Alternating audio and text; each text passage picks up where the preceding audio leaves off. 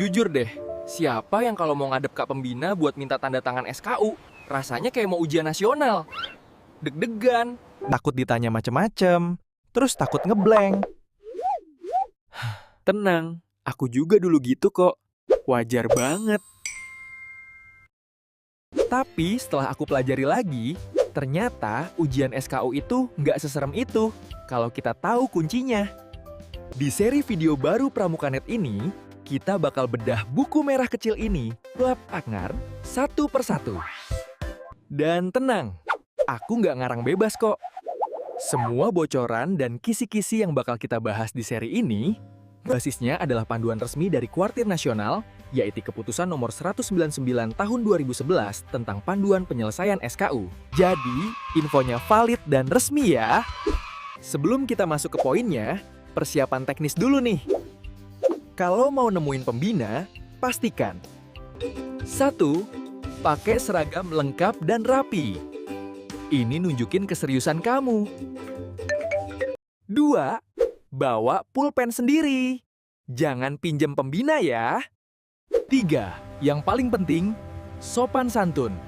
Ucapkan salam dan sampaikan maksudmu dengan jelas. Udah siap? Oke, hari ini kita fokus ke 3 poin pertama dulu. Ini fondasi banget, soalnya tentang spiritual. Oke, kita mulai bedah panduan resminya. Poin 1 bunyinya, taat beribadah sesuai agama dan kepercayaannya. Dulu aku mikir, ini gimana cara ngujinya ya? Masa Kak Pembina mau ngikutin aku 24 jam buat lihat aku ibadah atau enggak? Ternyata nggak gitu konsepnya teman-teman. Berdasarkan panduan tadi, untuk poin ini yang diminta adalah pembuktian.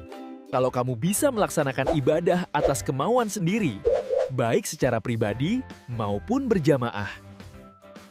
Dan tahu nggak siapa penguji utamanya? Bukan Kak Pembina, tapi orang tua kamu di rumah. Di buku panduannya jelas tertulis, pencapaiannya dilihat dari penugasan pengamatan kepada orang tua tentang kebiasaanmu beribadah di rumah. Jadi, tips buat poin 1, sebelum ketemu pembina, minta orang tuamu tanda tangan di kolom SKU. Atau minta surat keterangan simpel dari mereka yang menyatakan kalau kamu memang rajin ibadah di rumah tanpa disuruh-suruh. Lanjut ke poin 2, tentang Hari Besar Agama. Di Indonesia ada banyak banget hari libur keagamaan. Kak Pembina pengen tahu, kamu peduli nggak sama hari-hari penting itu? Menurut panduan SKU, kuncinya di sini. Kuasai dulu agamamu sendiri. Kamu harus bisa menyebutkan hari libur nasional keagamaan sesuai golongan agamamu. Misalnya kamu Muslim, kamu harus tahu kapan Idul Fitri, Idul Adha, Maulid Nabi, dan kenapa itu dirayain. Jangan sampai pas ditanya, minggu depan kita libur tanggal merah itu hari raya apa? Kamu jawabnya, nggak tahu kak, yang penting libur. Wah, jangan gitu ya. Terakhir untuk video ini, poin 3. Menyebutkan agama-agama di Indonesia dan tempat ibadahnya. Ini hafalan wajib. Ada 6 agama resmi di Indonesia. Islam di masjid, Kristen dan Katolik di gereja, Hindu di pura, Buddha di vihara, dan Konghucu di kelenteng.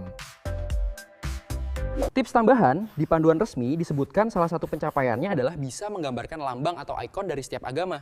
Jadi, latihan dikit di rumah ya. Nggak usah bagus-bagus, yang penting ciri khasnya dapet. Misalnya, kubah buat masjid, atau atap bertumpuk buat pura. Oke, itu dia bedah poin 1-3 berdasarkan panduan resmi Kuarnas.